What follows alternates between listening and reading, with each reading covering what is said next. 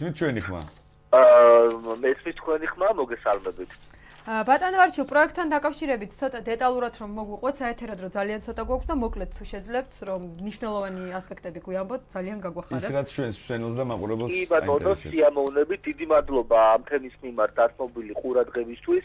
ორგანიზაცია ახალგაზრდა ადვოკატებმა ბავშვთა და ახალგაზრდობის განვითარების ფონდის საგრანტო პროექტის ფარგლებში ორ ძალიან მნიშვნელოვან რეგიონში, ახალციხესა და მარნეულის მუნიციპალიტეტებში სულ რამდენიმე დღის წინ დაასრულა პროექტი ერთად ევროპული არჩევანისთვის.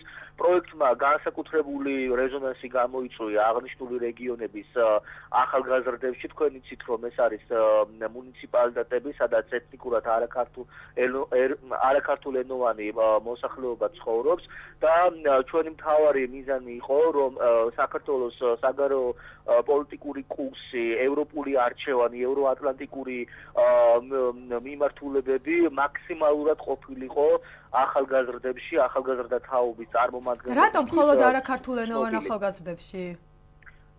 ბატონო, რატომ მხოლოდ არაქართულენოვან ახალგაზრდებში და არაქართულ ახალგაზრდებში? დარწმუნებული ვარ, მათაც აინტერესებს.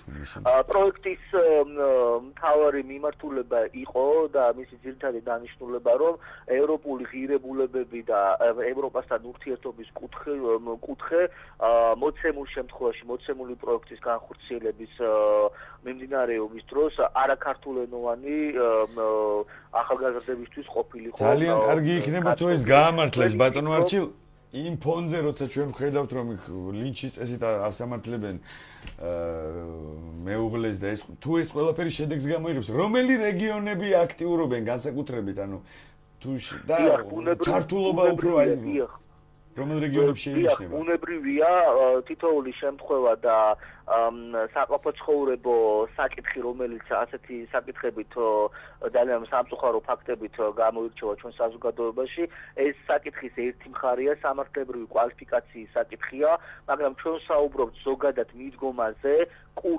კურსისადმი ნდობის საკითხზე, რომელიც ამ რეგიონებში, ამ არაქართულენოვანი მოსახლეობისთვის განსაკუთრებით სენსიტიურია.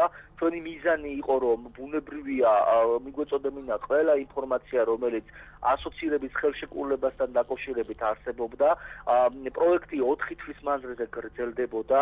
მან მოიცვა რამდენიმე ეტაპი. პირველ ყოვლისა ჩვენ მოვამზადეთ სალექციო კურსი, სადაც დაესწრო საჯარო სკოლის დამამთავრებელი კლასის მოსწავლეები. იყო მაქსიმალური ჩართულობა, განსაკუთრებით მე გამოვყოფო მარნეულის მუნიციპალიტეტს. შემდგომ მოხდა საკონკურსო თემატიკის შეთავაზება აღნიშნული პროექტში ჩართული რეგიონის ახალგაზრდებისთვის. ეს იყო თემა ერთად. იცით რა მაინტერესებს?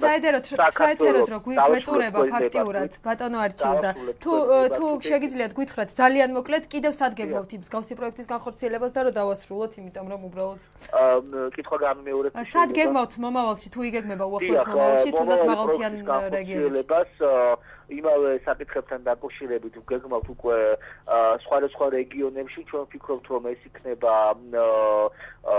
აჭარის რეგიონი, სამეგრელოს რეგიონი და მაღალმთიანი რომელიმე რეგიონი. ეს მაინტერესებდა. ძალიან დიდი მადლობა. სამწუხაროდ საერთოდ რო გვეწურება. დიდი მადლობა ამ მომწურავი ინფორმაციისთვის. ბოდიშ გიხდით რომ